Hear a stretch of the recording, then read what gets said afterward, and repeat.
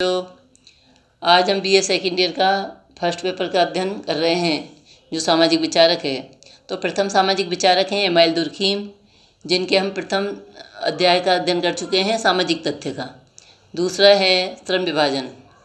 तो जो दूसरा है श्रम विभाजन है उसके 3 भागों में इमाइल दुर्खीम ने विभाजित किया है।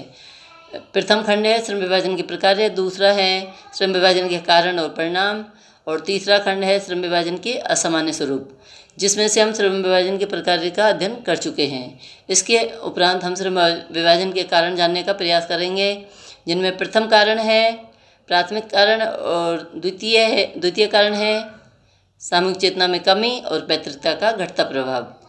अब इनका हम विस्तृत अध्ययन करते हैं। जो प्राथमिक कारण इमाइल दुर्खीम ने श्रम विभाजन के बताए हैं, उनमें पहला बिंदु है जनसंख्या में वृद्धि। तो जो दुर्खीम बताने जा रहे हैं कि प्राथमिक कारण जनसंख्या में वृद्धि है, तो इस जनसंख्या की वृद्धि को 2 प्रकार से बताया है उन्होंने, जनसंख्या के आकार में वृद्धि और जनसंख्या के घनत्व में वृद्धि। इसको उन्होंने अपने शब्दों में इस प्रकार स्पष्ट किया है कि श्रम विभाजन समाजों की जटिलता और घनत्व के साथ सीधे अनुपातों में विचरण करता है, और यदि सामाजिक विकास के दौरान यह निरंतर वृद्धि करता है तो इसका कारण यह है कि समाज नियमित रूप से घने और सामान्यतः अधिक जटिल हो जाते हैं। जनसंख्या के बढ़ने और घटने का जो समाजों के साथ श्रम विभाजन का सीधा संबंध होता है। तो इमाइल दुर्खीम इसको स्पष्ट करते हैं कि घनत्व बढ़ेगा तो समाजों की जटिलता भी बढ़ेगी, और ये बढ़ने की जो प्रक्रिया है समाजों के विकास के साथ साथ निरंतर चलती रहती है। इमाइल दुर्खीम बता रहे हैं कि जनसंख्या के आकार तथा घनत्व में वृद्धि के कारण खंडात्मक समाज मिश्रित समाजों में बदल जाते हैं। यातायात के साधनों की सुविधा का प्रभाव भी समाज की जटिलता और विशेषीकरण पर पड़ता है। लोगों के आने जाने की सुविधा मिलने से ये एक स्थान पर केंद्रित होने लगते हैं। दुर्खीम ने जनसंख्या के घनत्व को भी 2 प्रकार से बताया है, भौतिक घनत्व और नैतिक घनत्व। तो शारीरिक दृष्टि से लोग जब एक स्थान पर एकत्रित होते हैं तो उससे जो जनसंख्या का घनत्व बढ़ेगा उससे दुर्खीम भौतिक घनत्व कहते हैं। इसको बढ़ाने में यातायात के साधनों का प्रभाव पड़ता है। तो नैतिक घनत्व में समाज के सदस्यों के संबंध, सामाजिक क्रियाओं, प्रतिक्रियाओं की वृद्धि को देखा जाता है। यह भौतिक घनत्व के बढ़ने से बढ़ता है।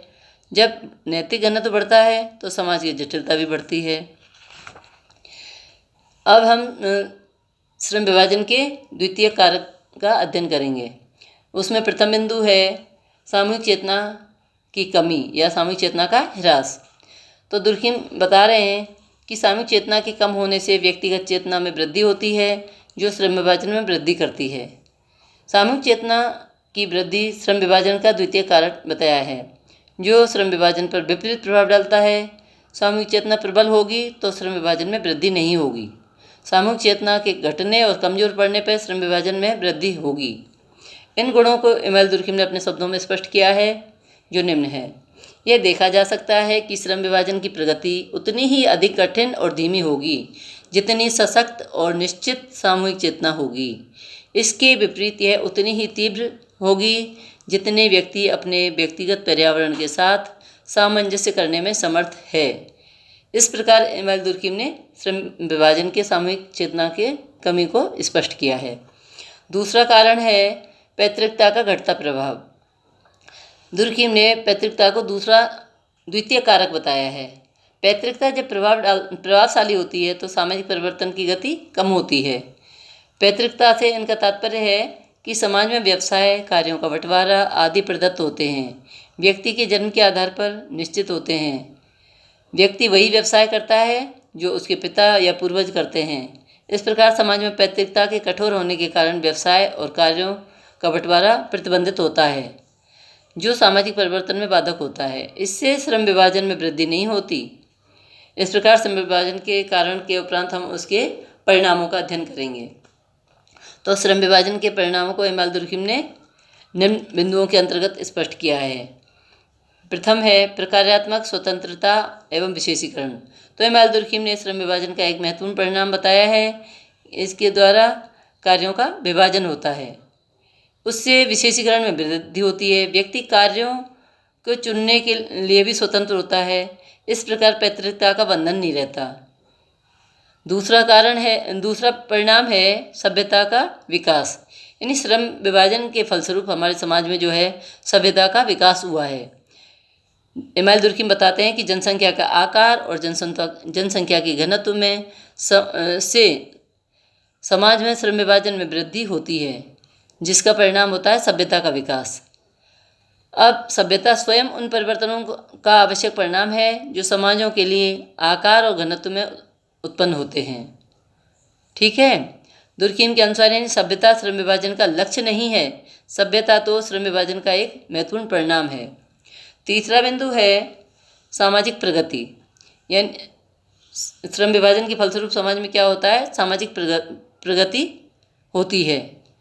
समाज में परिवर्तन अवश्य होते हैं, समाज हमेशा गतिशील रहता है, समाज कोई वस्तु तो है नहीं, यह तो एक प्रक्रिया है जो हमेशा चलती रहती है।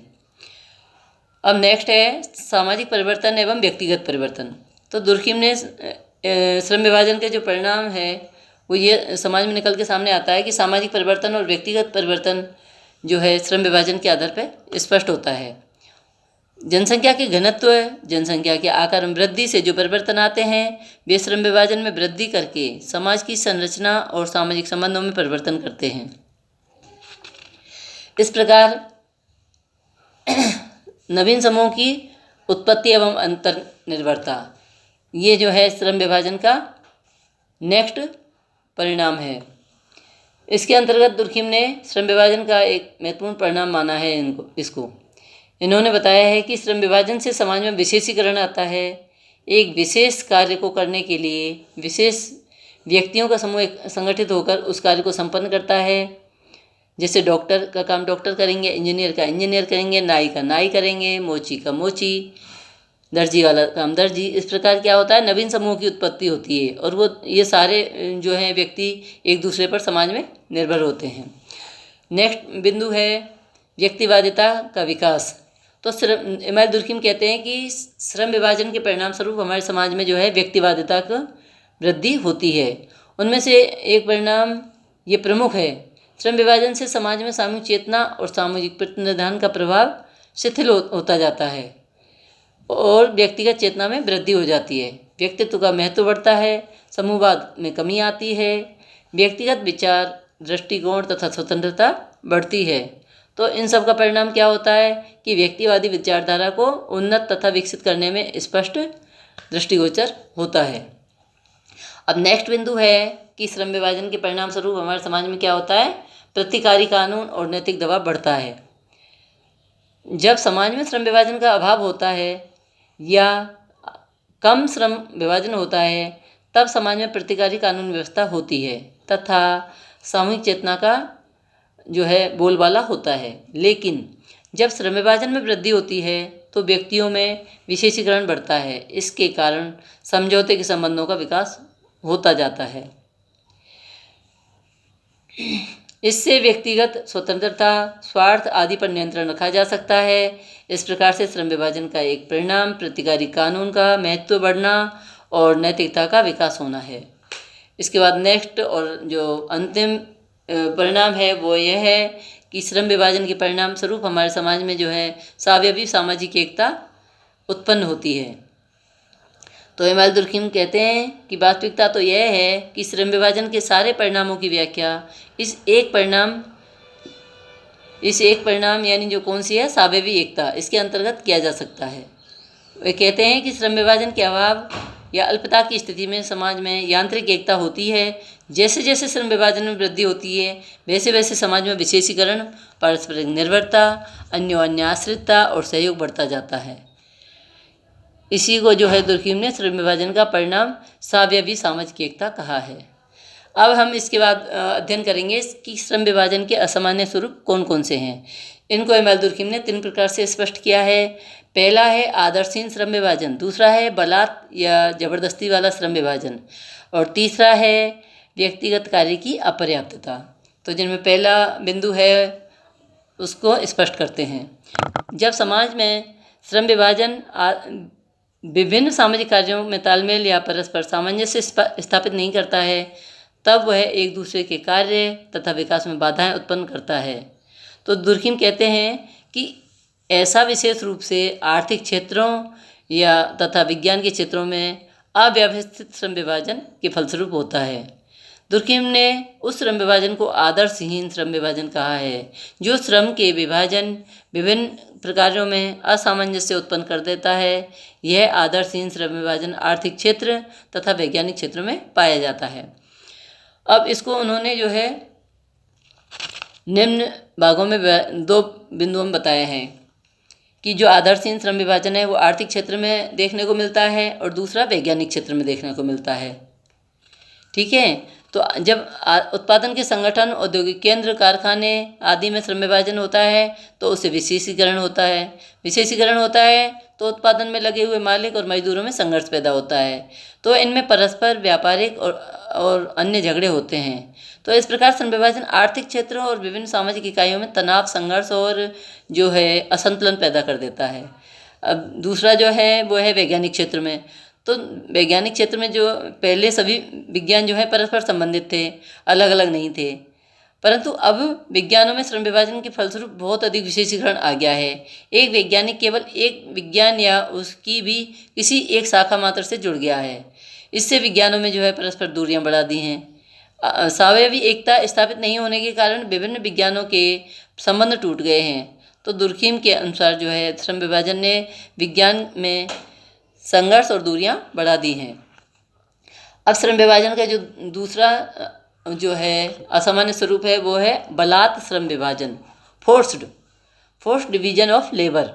यानी दुर्खीम कहते हैं कि बाहर से थोपा गया श्रम विभाजन बलात् श्रम विभाजन कहलाता है। व्यक्ति को अपनी रुचि के अनुसार कार्य को चुनने और त्यागने की स्वतंत्रता नहीं होती, उससे सख्ती से काम दिया जाता है। वह पूर्व निश्चित कार्यों को करने के लिए बाध्य रहता है। अब दूसरा वाला जो है अंतिम जो असामान्य स्वरूप है समाज में, वो एम.एल. दुर्खीम ने बताया है कि व्यक्तिगत कार्य की अपर्याप्तता। तो ये तीसरे प्रकार का जो असामान्य स्वरूप है उसको एम.एल. दुर्खीम इस प्रकार स्पष्ट करते हैं कि श्रम विभाजन समाज में एकता पैदा नहीं कर सकता जब तक कि कार्य करने वालों को काफ़ी काम ना दिया जाए। व्यक्ति को क्रियाओं के लिए पर्याप्त सामग्री प्राप्त होनी चाहिए। श्रम विभाजन के कारण ऐसा नहीं हो पाता। व्यावसायिक और औद्योगिक संस्थाओं में श्रम का विभाजन ठीक से नहीं होता। लोगों में असंतोष होता है। अनुपयोगी कार्यों की अधिकता होती है। कार्यों का विभाजन अनुपयोगी होता है। इससे व्यवस्था स्थापित न होकर अव्यवस्था बनी रहती है। जब श्रम का विभाजन अव्यवस्थित होगा तो उससे समाज में असंतुलन हो जाएगा, तो सावयवी एकता पैदा नहीं कर पाएगा। तो ये व्यक्तिगत कार्य की जो है अपर्याप्तता कहलाती है। श्रम विभाजन आवश्यक नहीं है कि एकता तथा संगठन ही पैदा करे, ये असंगठन, असंतुलन और अव्यवस्था भी फैला देता है। इस प्रकार जो है एम.एल. दुर्खीम ने जो है श्रम विभाजन को स्पष्ट किया है। अब अंत में इसकी जो है आलोचनात्मक मूल्यांकन करेंगे, जिसको एम.एल. दुर्खीम ने निम्न बिंदुओं में बताया है। इनकी आलोचना जो है गिन्सबर्ग, वीरस्टीड, मर्टन, बोगार्ट्स, रेमंडेरन आदि विद्वानों ने की है। इन विभिन्न विद्वानों ने जो है तथ्य, अवधारणा, पद्धति, वर्गीकरण, इनके कारण, प्रभाव और सिद्धांत तथा निष्कर्ष के आधार पर मूल्यांकन तथा आलोचना की है, जो निम्न है। पहला पॉइंट है अस्पष्ट तथ्य। इन्होंने जो दावे किए हैं कि सामाजिक अध्ययन जो है इनका वो समाजशास्त्री है तथा इसमें जो तथ्य दिए गए हैं वे समाजशास्त्री हैं, परंतु अनेक समाजशास्त्रियों का कहना है कि ये स्पष्ट रूप से सामाजिक तथ्य और मनोवैज्ञानिक तथ्य में अंतर ही नहीं कर पाए हैं। दूसरा जो है वो बिंदु है इनकी आलोचना का, वो है अस्पष्ट अवधारणाएं। इनके इन विद्वानों का कहना है कि एम.एल. दुर्खीम के द्वारा जो प्रयुक्त अवधारणाएं दी गई हैं, प्रकार है, एकता है, खंडात्मक समाज है, सामूहिक चेतना है, इन आदि को जो मर्टन और रेमंडेरन हैं उन्होंने आलोचना की है। मर्टन बताते हैं कि दुर्खीम ने उद्देश्य के स्थान पर प्रकार शब्द का प्रयोग किया है, वो अनुपयुक्त है। अब नेक्स्ट है कि अव्यावहारिक अध्ययन पद्धति है।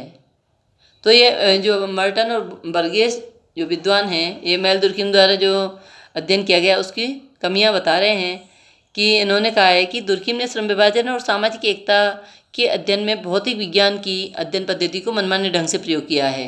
वह अवैज्ञानिक तथा अविश्वसनीय और अप्रमाणित प्रयोग है। चौथा या नेक्स्ट बिंदु है वो है त्रुटिपूर्ण दृष्टिकोण। तो जो स्मुलियन और एमिल बेनोयत जो समाजशास्त्री हैं, एक मर्टन हैं, इन्होंने दुर्खीम के समूहवादी दृष्टिकोण की कटु आलोचना की है। नेक्स्ट है अतार्किक वर्गीकरण। मर्टन, स्मुलियन, वीरस्टीड आदि समाजशास्त्री दुर्खीम द्वारा प्रतिपादित वर्गीकरण को अनुचित, अतार्किक और अस्पष्ट मानते हैं।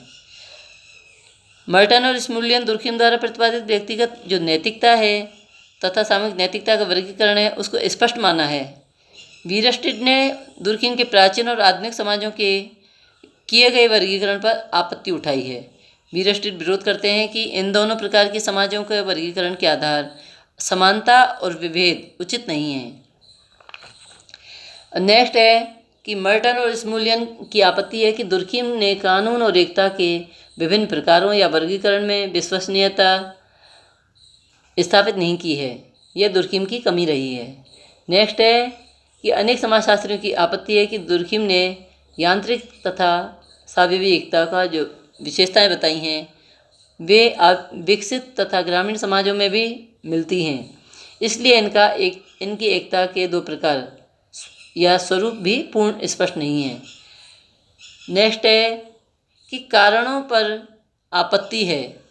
अनेक समाजशास्त्री जो हैं, जो एमिल दुर्खीम ने श्रम विभाजन के जो कारण बताए हैं दो प्रकार के, उनका जो है उन्होंने आलोचना की है, जिनमें सोरोकिन, मर्टन, रेमंड एरन, गिन्सबर्ग, बोगार्ट्स, स्मुलियन आदि के नाम प्रमुख हैं। इस प्रकार से इन जैविक कारणों पे आधारित व्याख्या की भी जैव शास्त्रीय व्याख्या हो जाती है, ना कि समाजशास्त्रीय। एमिल बेनोयत और स्मुलियन ने अपने शब्दों में व्यक्त किया है कि स्पष्ट रूप से यह श्रम विभाजन समाजशास्त्री की अपेक्षा एक जीव शास्त्रीय व्याख्या लगती है।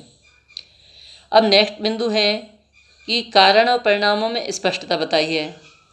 जो एमिल दुर्खीम के कारण और परिणाम बिंदु हैं उन पे अनेक समाजशास्त्रियों ने आपत्ति उठाई है।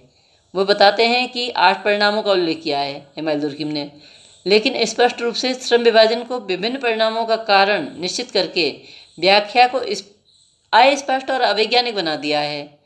ये जो है सभ्यता और प्रगति को श्रम विभाजन का परिणाम मानते हैं, लेकिन कोई भी संप्रदाय इसको नहीं मानता।